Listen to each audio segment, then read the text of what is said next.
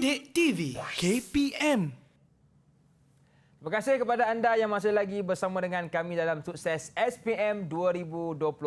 Masih lagi bersama dengan saya Luqman Hakim dan juga Ustazah Siti Rahmah. Setiap perkara ada sejarah, termasuklah perundangan Islam. Jadi apa kata, jom kita dengarkan sejarah perundangan Islam dari Ustazah kita. Silakan Ustazah. Okey, jom Hakim. Kita dengar ya. Sejarah perkembangan perundangan Islam, kita ada 4 zaman untuk dikuasai, bermula daripada zaman Rasulullah sallallahu alaihi wasallam, pergi kepada zaman sahabat, yang ketiga zaman tabi'in dan yang keempat zaman tabi'in. Jadi apa yang perlu dikuasai dalam setiap zaman ni adalah what happened, kan? Apa yang terjadi kepada perundangan Islam tu? Bagaimana dia berkembang daripada Al-Quran dan Nabi sahaja kepada berapa sumber dia? Macam tu ya. Okey. Kita lihat perundangan Islam pada zaman Rasulullah kita bagi pada 2 zaman. Yang pertama zaman Mekah. Pada zaman Mekah ni berlangsung selama 13 tahun. Rasulullah SAW, apa yang difokuskan dalam 13 tahun ni?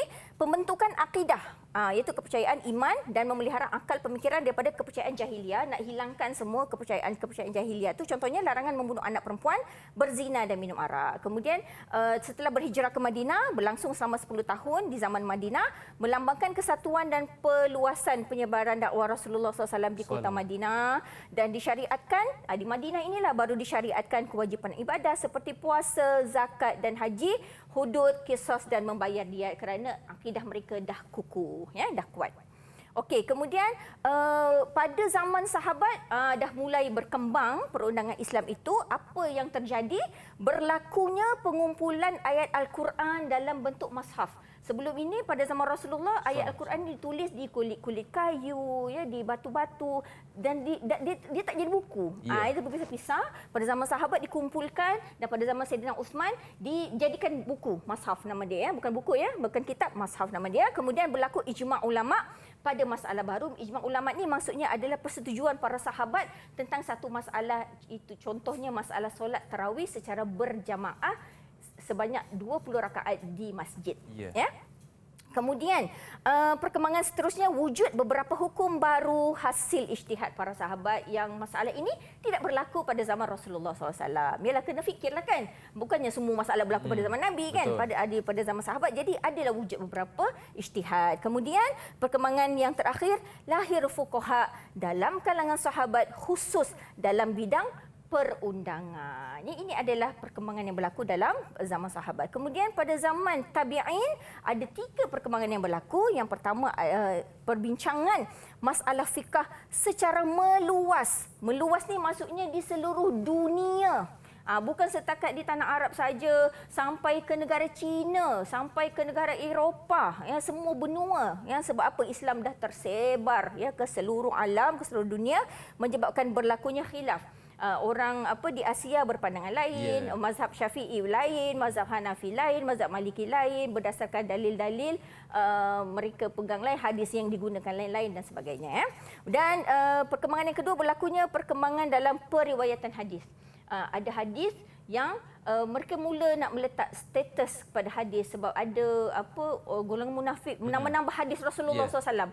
Jadi perlunya lahirnya ramai juga ulama hadis, ya, untuk menentukan status-status hadis ni, ya, murid-murid semua untuk nak menolak hadis-hadis yang direka-reka oleh golongan munafik, ya. Kemudian lahirnya 2 aliran madrasah. Madrasah ni maksudnya aliran yang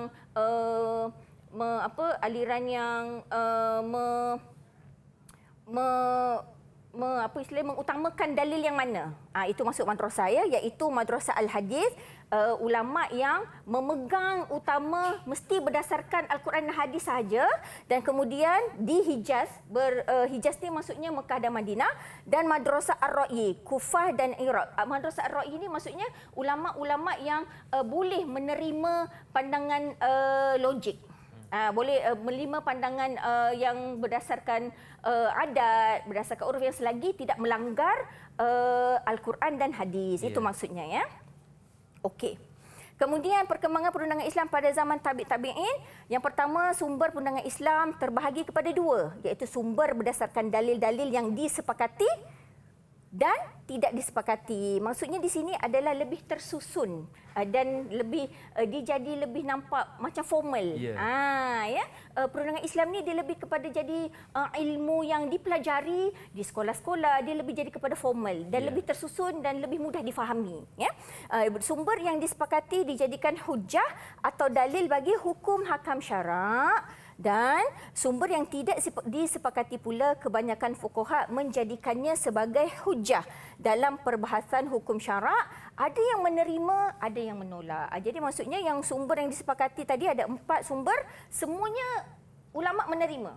Tapi yang sumber tidak disepakati ni ada ulama tak ada terima, ada ulama yang tak menerima sumber-sumber tadi. Ya, itu ada perkembangan yang berlaku dalam keempat-empat zaman ini. Ya. Okey. Untuk soalan sejarah perkembangan, jenis item dia mestilah respons terhad. Sejarah tidak boleh diubah. Konstruk dia mestilah mengingat dan memahami. Jadi teknik untuk menjawab soalan sejarah mesti jawab dalam bentuk poin supaya awak pun senang nak bagi idea apa. Betul. Pemeriksa baca jawapan awak pun senang nak faham awak cakap apa. Ya, bukan cakap, tulis. Ya. Dan kenal pasti. Sebelum nak bagi jawapan tu murid-murid semua, awak sendiri kenal pasti zaman yang dikehendaki oleh soalan, baru bagi jawapan. Sebab insya-Allah lah, Ustazah tak rasalah dia akan tanya cerita. Cerita semua kan. Betul. Tahun berapa nak habis kan? Insya-Allah lah dia tak akan tanyalah kan. Jadi identify zaman mana dan bagilah perkembangan ikut zaman yang ditanya. Ya, dan tulis dalam ayat yang lengkap. Mesti lengkaplah. Dia tak akan tanya guna nyatakan, senaraikanlah. Dia tak akan tanya. Dia insya-Allah dia pasti akan guna jelaskan ya. Jadi tulisan ayat lengkap mengundangi sekurang-kurangnya 4 patah perkataan ya. Okey. Jadi contoh, tapi dia akan ada juga soalan objektif pelbagai bentuk. Contoh dia, ni kalau dapat gariskan ni, senang sikitlah hati kan. Antara sebab berlakunya khilaf dalam masalah fikah pada zaman tabi'in ialah perkembangan wilayah Islam yang lebih luas sehingga ke negara China di sebelah timur dan negara mana di sebelah barat. Tapi kalau salah garis, menangis jugalah hilang satu markah ya. Okey, siapa nak jawab? Jangan salah garis. Okey. Nanti Ustazah jadi kelabu. Okey, ya Radhi. Soalan yang gariskan ni ikut pengetahuan saya lah. Saya akan garis jawapan Sepanyol. Spanyol. Betul ke Ustazah? Tengok sikit jawapannya. Ya, betul. Ya, sebaik betul. Mumtaz, Radhi. Ya, Spanyol. Okey, kita tengok pula soalan subjektif. Inilah yang Ustazah cakap tadi ni. Kena identify zaman mana dulu ya. Jelaskan 2 perkembangan perundangan Islam pada zaman sahabat. Siapa nak jawab? Okey, Najwa. Silakan Najwa. Tadi Ustazah ada cakap untuk soalan jelaskan kena bagi ayat lengkap. Ya, betul. Jadi jawapan dia 2 Mumtaz, perkembangan perundangan Islam pada zaman sahabat ialah yang pertama, berlakunya pengumpulan ayat Al-Quran dalam bentuk mushaf. Dan yang kedua, berlaku ijma' ulama' pada masalah baru. Ya, Okey, betul ke kita Ustazah tengok. Ya, betul. Tahniah Najwa. Kita kena ada penyataan jawapan. Kemudian dia mesti 4 patah perkataan. Mumtaz Najwa ya. Okey. Okey, kita tengok ciri khusus perundangan Islam pada zaman tabi'in. Yang pertama, mencapai peringkat kematangan dan kesempurnaan yang merangkumi aspek kehidupan sama ada di dunia dan di akhirat. Jadi ini dia punya klimaks lah. Sekarang ni tak ada dah pembaharuan.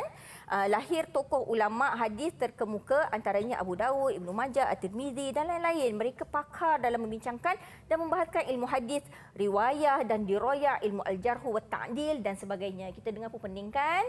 Jadi jangan pening dulu, nanti kita ulang kaji di kelas ya. Kalau kat sini nanti sampai 3 jam tak habis ya. Okey. Kemudian ciri yang seterusnya, lahir ramai tokoh ulama ulum yang mujtahid dengan pelbagai mazhab fikah. Antaranya mazhab Hanafi, mazhab Maliki, mazhab Syafi'i, mazhab Hambali. Keempat-empat mazhab ni mazhab ahli sunnah wal jamaah. Tapi jangan salah sangka, ada juga mazhab bukan ahli sunnah yang lahir seperti mazhab Zaidiyah, Imamiyah dan Ibadiyah. Yang ini mazhab bukan ahli sunnah yang lahir ya pada zaman tabi'in. Kemudian ciri khusus pada zaman tabi'in ini pembukuan ilmu dan penterjemahan kitab ilmu fiqh, ilmu tafsir, bahasa Arab, sastra dan as-sunnah telah berkembang dengan pesat pada zaman Abbasiyah. Jadi menjadikan pelbagai disiplin ilmu telah lahir ya pada zaman tabi'in ini. Jadi nampak pendidikan itu lebih formal berlaku ya.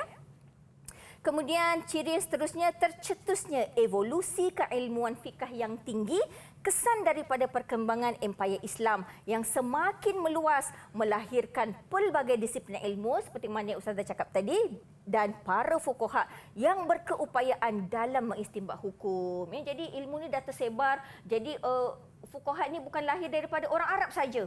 Dia daripada orang bukan Arab pun ramai. Jadi macam kita sampai kita kat Malaysia pun banyak ulama kan. Ini adalah hasil ya daripada ulama-ulama tabi'in ni ya. Terhasilnya medan perbahasan ilmu fiqh dalam kalangan para ulama, kesan daripada sokongan khalifah kepada para fuqaha. Jadi khalifah menyokong perbahasan ilmu ni jadi menyebabkan diadakan secara besar-besaran. Jadi makin ramai orang menjadi pandai ya dalam bidang fiqh.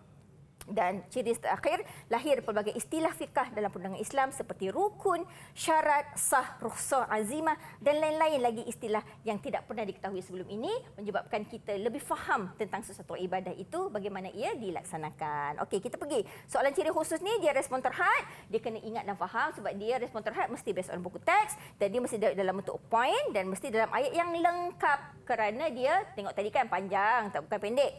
Jadi ini contoh soalan dia. Lengkapkan pernyataan berikut. Terdapat lebih kurang berapa mazhab ahli sunnah yang lahir pada zaman tabi'in. Tetapi sehingga kini hanya berbaki 4 saja yang masyhur. Jadi tadi yang 4 yang saya sebut tu yang masyhur. Yang sebenarnya yang lahir berapa? Berapa mazhab yang lahir dalam zaman tabi'in? Siapa nak bagi jawapan? Ya. Okey, Ya, Haziq. Haziq. Apa jawapannya? Pada pendapat saya terdapat lebih kurang 13 mazhab yang lahir yang terdapat lebih kurang 13 ahli sunnah yang lahir pada zaman tabi'in ini. Ya, 13 mazhab ahli sunnah yang lahir pada zaman tabi'in. Mumtaz Haziq. Kemudian subjektif. Jelaskan 2 ciri khusus perundangan Islam pada zaman tabi'in. Yang paling panjang tadi tu, siapa nak jawab? Sila-sila. Okey, Ya, Hesa.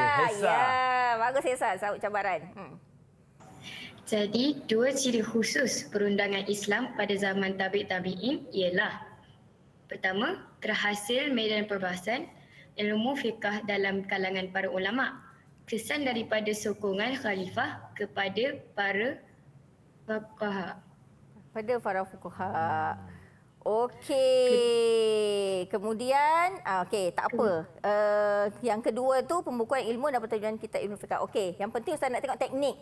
Teknik dia betul, ada pernyataan jawapan dan dia lebih 4 patah perkataan. Ni tapi Ustazah kalau misal kata sampai sini je boleh ke? Terhasil medan perbahasan ilmu fiqh dalam kalangan para fuqaha. Sebenarnya boleh juga sebab dia lebih 4 patah perkataan. Okay. Baik, jadi itulah jawapan-jawapan yang telah diberikan oleh murid-murid kita. Banyak yang kita belajar di segmen ini dan sekarang kita nak rehat seketika, kembali selepas ini pastinya dalam Sukses SPM 2022. Didik TV KPM